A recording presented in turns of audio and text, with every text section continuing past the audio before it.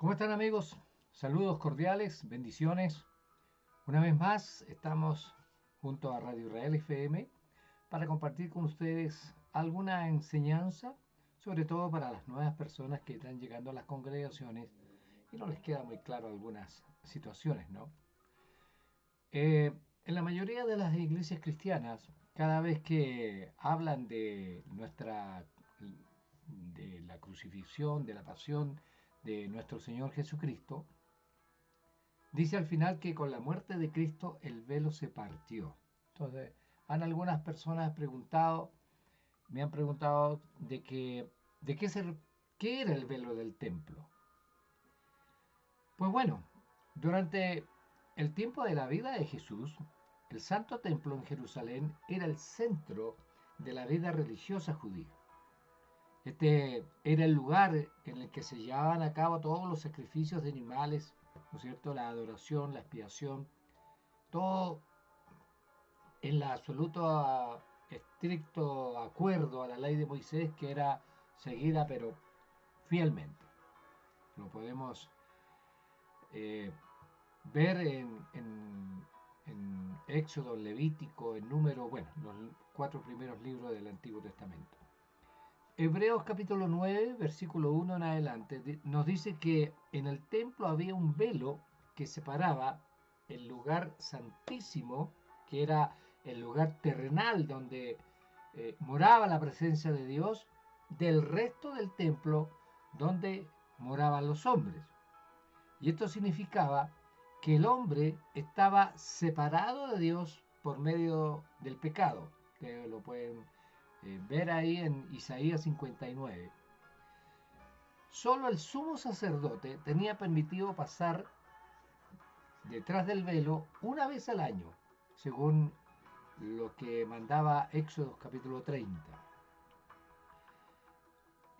¿Para qué entraba? Para estar ante la presencia de Dios por todo Israel y hacer expiación por los pecados, según lo que cuenta en Levítico 16.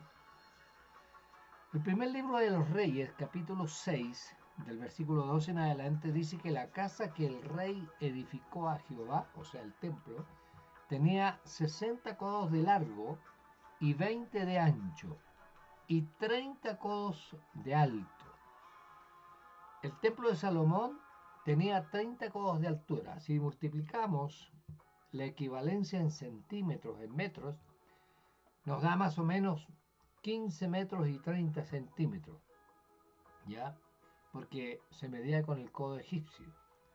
Pero Herodes había aumentado la altura a 40 codos, de acuerdo a los escritos históricos de Flavio Josefo, un historiador judío del primer siglo. Eh, en realidad no hay una seguridad respecto a cuánto equivalía exactamente un codo en nuestras medidas de metros y centímetros, pero es válido asumir que este velo tenía más o menos, fluctuaba entre 15 y 18 metros de altura.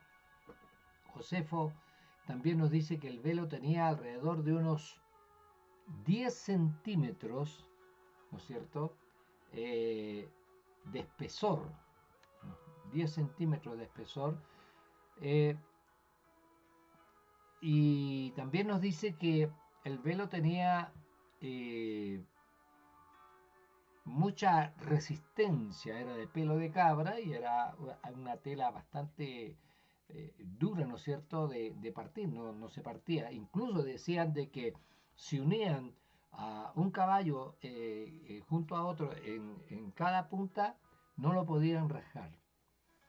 Y la descripción en el libro de Éxodo, enseña que este grueso velo fue confeccionado con material azul, púrpura, carmesí y fino lino torcido.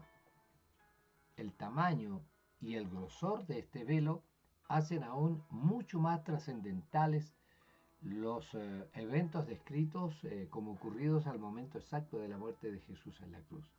Dice Mateo capítulo 27, versículo 50, mas Jesús, habiendo otra vez clamado a gran voz, entregó el Espíritu. Y aquí que el velo del templo se rasgó en dos de arriba a abajo. Así lo dice Mateo 27, versículo 50 en adelante. Así que, ¿qué hacemos con esto? ¿Qué significado tiene este velo rasgado para nosotros, los cristianos redimidos en la actualidad?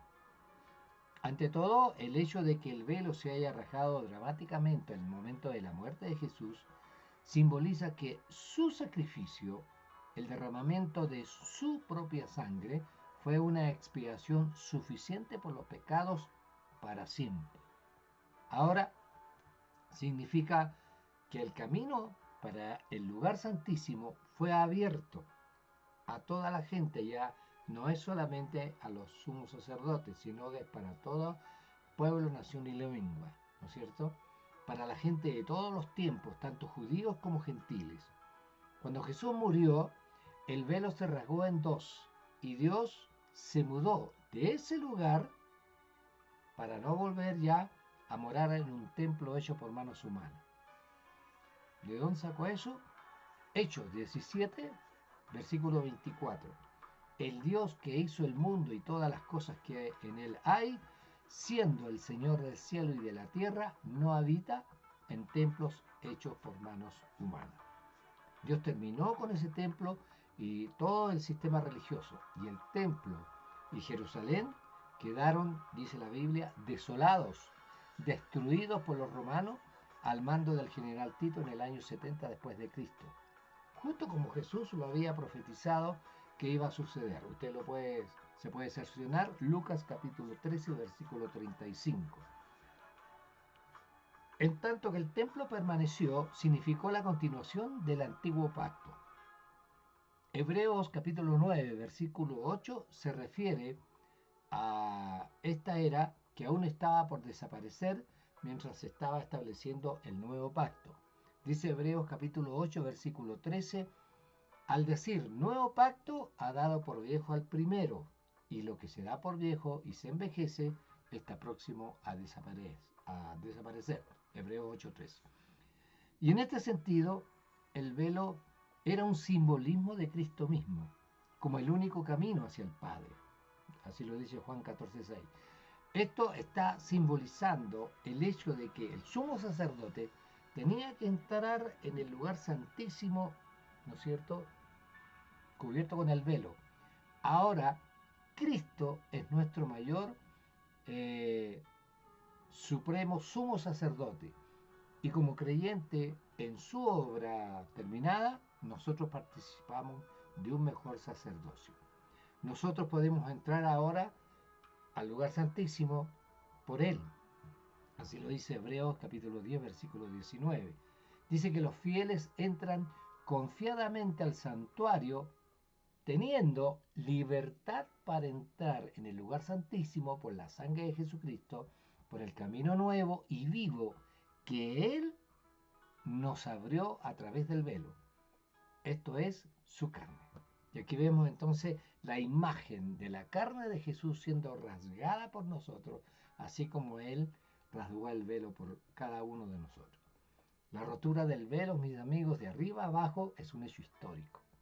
El profundo significado de este evento es explicado en gloriosos detalles. Les recomiendo que lean la carta a los hebreos.